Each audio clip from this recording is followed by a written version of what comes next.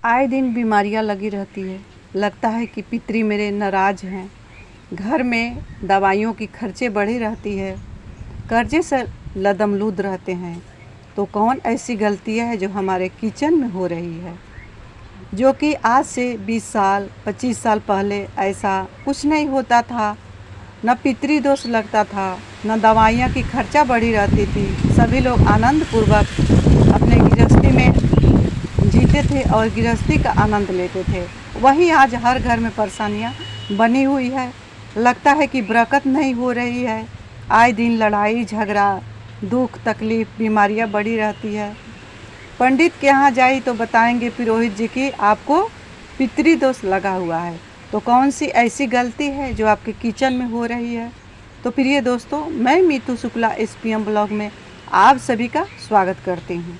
आइए आज जानते हैं एक छोटे से कहानी से कि अपने किचन में कौन सी ऐसी गलतियां हैं जो कि नहीं करना चाहिए। इससे बरकत रुक जाती है और पितरी भी नाराज हो जाते हैं। वहीं आपका जो नवग्रह है वो भी आपके अनुकूल नहीं रहता है। तो ये छोटी सी गलतियां हैं, इससे हमें सीख लेना चाहिए और इसे अपने गृहस्थ जीवन को सुखमय बनाना चाहिए। और आपका नाराज पितरी भी होंगे परेशान। तो बने रहिए मेरे साथ मेरे वीडियो में।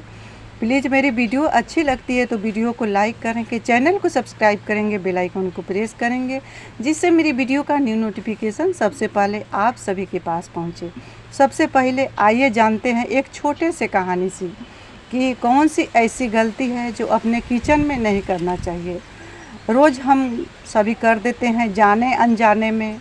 वहीं पहले ये सब नहीं होता था। जो दादी नानी का नुस्खा है वो कहीं ना कहीं सही साबित होता है। पहले इतना BP शुगर का किसी के घर में दवा नहीं आता था। हर एक 3 व्यक्ति में से एक व्यक्ति शुगर का शिकार है, कोई थायराइड का शिकार है। तो क्यों ये सब हो रहा है? तो सबसे पहले आइए जानते हैं प्रिय दोस्तों।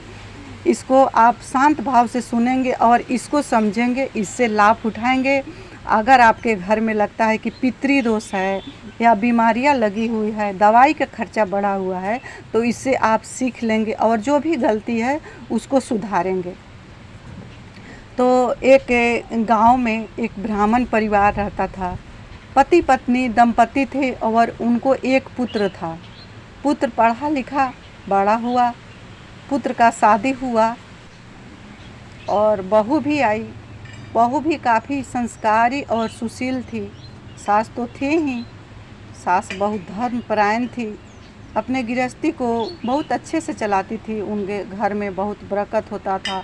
उनके यहाँ कोई बीमार नहीं रहता था। थोड़ा सा भी खाना बनाती थी तो उनके यहाँ माँ अन्नपूर्णा का आशीर्वाद मिलता था। और खाना थोड़े से ही आटा गूँथती थी, पूरे परिवार भरपेट खा भी लेता था। उसके बाद भी उनका रोटियां बच जाती थी। बेटे का शादी हुआ। बेटे का शादी होने के बाद बहू आई घर में। बहू को सास ने खूब आदर स्वागत किया। जब 2 महीना 2.5 महीना हुआ तो बहू को चौका का काम सास ने सौंप दी। बहू भी बहुत संस्कारी थी, बहुत श्रद्धा भाव से अपने चौका संभालने लगी, रसोई का काम करने लगी। सास ससुर पति को बनाती, आटा गूँथती और खिलाती।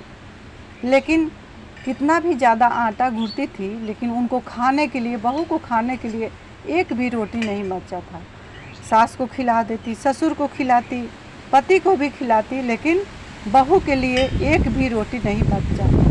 बहू अपने शर्म के मारे सास को नहीं बताती कि मेरे लिए रोटी नहीं बचता है। वहीं सास जब रोटियां बनाती थी सब किसी को अच्छे से हो जाता था और रोटियां बच भी जाती थी। इस तरह करते करते बहू अपने लिए फिर से दोबारा आटा नहीं गूँथती थी और बहू काफ़ी कमज़ोर हो चुकी थी। 6 महीना बीता। बहू को अपने मायके से बुलावा आया और बहू ने अपने मायके चली गई। वहाँ पर गई तो सबसे पहले बहू का जो माँ थी सो पूछी कि बेटी आपको क्या तकलीफ़ है आपके ससुराल में, सो बताइए, आप इतना कमज़ोर क्यों हो चुकी है? बेटी ने बोली, हे माँ, मुझे वहाँ कोई तकलीफ़ नहीं है। मेरी सास मुझे बहुत प्यार करती है, मेरा ससुर भी मुझे बहुत प्यार करते हैं, यहाँ तक कि मेरे जो पति हैं वो भी मुझे बहुत प्यार करते हैं। सारे लोग मुझे बहुत दिल से चाहते हैं और मुझे बहुत प्यार करते हैं। कोई तकलीफ़ नहीं है माँ।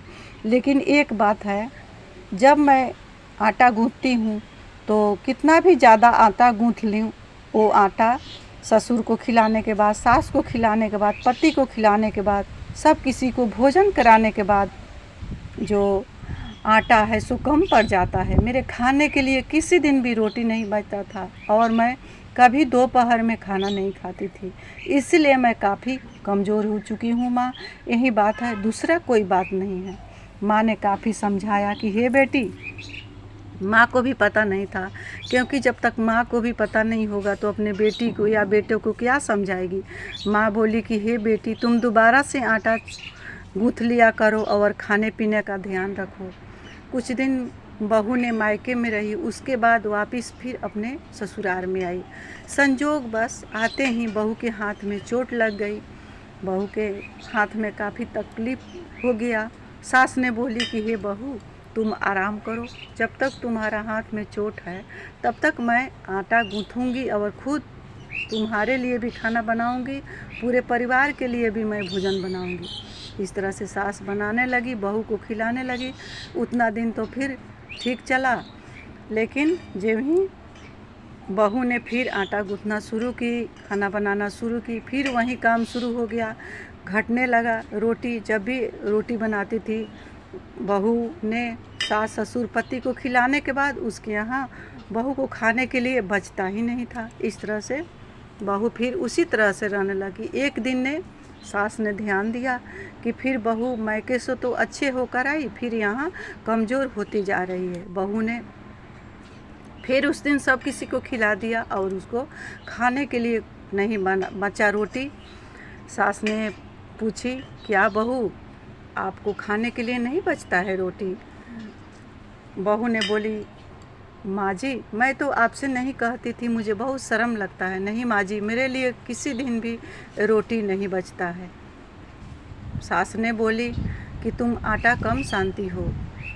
बहू बोली, नहीं, जितना आप बताई थी माँ जी उतना ही नाप करके मैं उतने डिब्बे से नापती हूँ और उतना ही मैं आटा गूँथती हूँ, लेकिन फिर भी मेरे खाने के लिए रोटी नहीं बचता है। तो सास ने बोली कि कैसे आटा तुम गूँथती हो, सो बताओ। बहू ने बताया कि इस तरह से आटा मैं गूँथती हूँ और रोटी बनाती हूँ। सास ने बोली कि बस यही गलती तुम करती आ रही हो और मुझसे छिपाती आ रही हो बहू, इस तरह से आटा नहीं गूँथना है।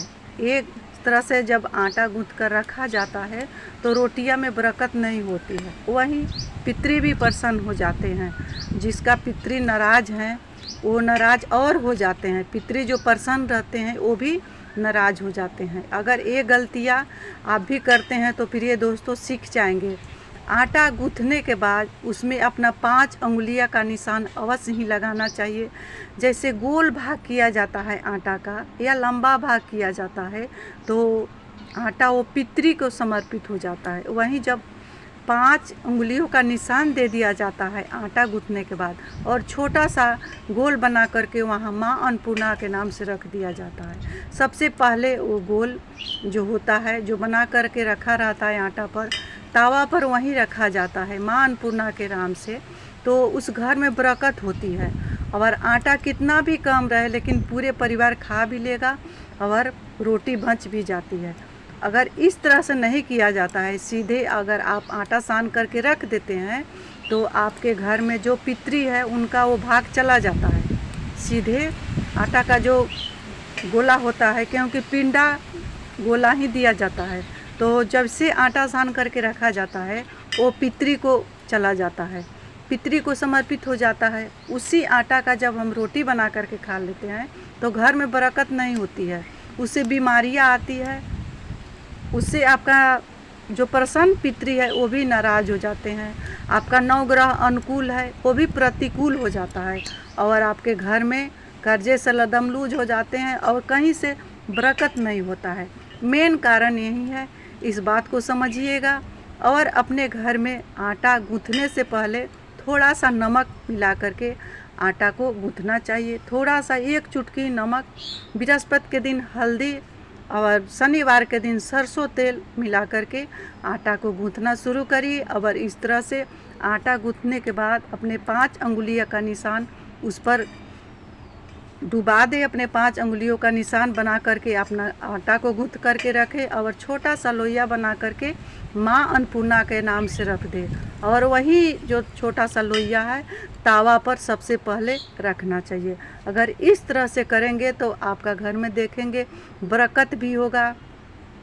थोड़ा सा भोजन बनाने के बाद भी कोई भूखा नहीं रहेगा और आपका जो नाराज पितरी है वो भी प्रसन्न हो जाएंगे और आपका जो नवग्रह है वो भी आपके अनुकूल हो जाएगा और आपका जो दवा का खर्चा है वो भी बंद हो जाएगा।